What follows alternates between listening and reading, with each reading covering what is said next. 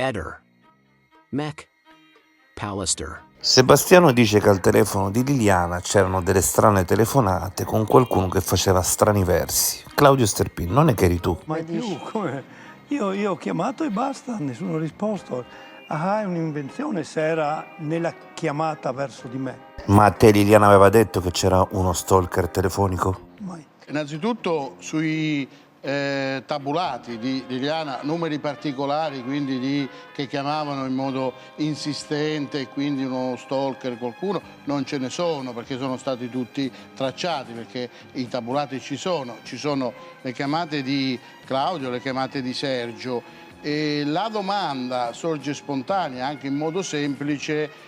Non riesco a capire io, ma come tante persone, perché nessuno chiede al marito, al signor Sebastiano, come mai quella sera, ed è significativo l'orario, ha bloccato quel numero, è molto importante, ha un significato, una valenza probatoria molto importante, non è una cosa da niente, non è marginale, perché lui aveva veramente l'interesse contrario, proprio perché una persona ansima, proprio perché è insistente, proprio perché è assillante, doveva essere il primo numero a dare alla polizia, secondo logica e secondo buonsenso, un marito che deve avere un interesse superiore a cercare la moglie. E quando lui dice è lui che si attira le attenzioni, dice io non sapevo che era scomparsa, ma lui quando fa la denuncia, dopo poco tempo, perché lui lo blocca alle 21:43, la telefonata ansimante, che poi Claudio sta smentendo, arriva alle 14:56, lo blocca alle quando 30. Sta andando in questura, c'erano anche i messaggi di Claudio, c'erano anche altre telefonate. Poi il 19 Sebastiano ti sblocca e ti chiama, la cosa non ti sorprende? In qualche maniera sì, ma ormai io stavo guidando in quel momento, non ho potuto rispondere perché non si può parlare al telefono ed ero anche in una posizione dove so per esperienza, vicino a casa mia si formano spesso pattuglie di vigili, bravo via dal telefono se vogliamo. Ecco. La mattina alle 9 del mattino in questura si presenta proprio il titolare di quel numero, che è Claudio Sterpin, cioè voglio dire già dopo 11 ore tra la denuncia di Sebastiano e l'arrivo di Claudio Sterpin in procura passano 11 ore e noi abbiamo due versioni che non sono state subito, immediatamente messe a confronto, perché Sebastiano dice che con la moglie andava d'amore d'accordo, Claudio dice qua c'è un amore che stava partendo e beh, delle due l'una è mancato ed è mancato proprio quel numero. E poi perché lui lo sblocca, lo chiama il 19 e non dice niente a nessuno di questo numero, non lo dice e nessuno glielo ha chiesto, e questo è un dato importante perché ha una valenza probatoria, perché lo fa in una questura, lo fa di fronte al procuratore capo, lo fa di fronte alla dottoressa Gergia, in quei luoghi sacri, è il luogo dove il credo è la verità, non sono quattro amici al bar che stanno bevendo un prosecco e possono straparlare. Di fronte a un procuratore c'è il dovere di dire la verità. Tra l'altro, in dichiarazioni pubbliche che lui fa liberamente ed è giusto, dice una volta che il numero di Claudio non l'aveva bloccato la sera, ma l'aveva bloccato dopo altri giorni. In un'altra dichiarazione pubblica dice che addirittura è stato lui a chiamare per verificare tutte queste cose. Quindi non è che noi ce l'abbiamo con Sebastiano Visentini, ci mancherebbe. Noi lo ascoltiamo con estremo piacere, ma è lui che ce l'ha con i fatti e fa il funambolo rispetto a queste verità. Fa il funambolo. Il 29 dicembre loro dicono abbiamo visionato le telecamere di via Damiano Chiesa e non c'è una donna con le fattezze di Liliana.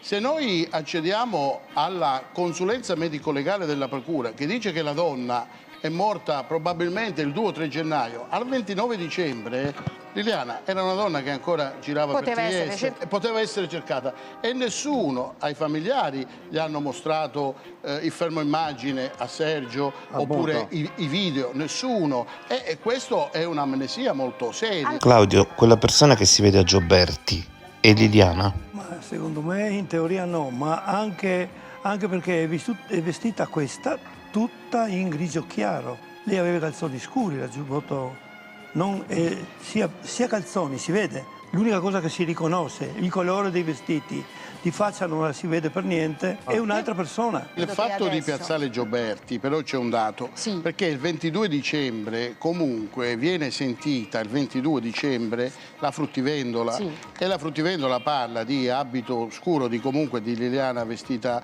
di scuro, e dà anche un riferimento orario, più o meno le 8:30, quindi evidentemente in quel momento Piazzale Gioberti serviva capire poi, no, le persone con questo abito scuro, ma il fatto che al 29 di dicembre loro dicono che in via Damiano Chiesa non c'è Lilli. Potrebbe essere stata uccisa a casa tua, Claudio?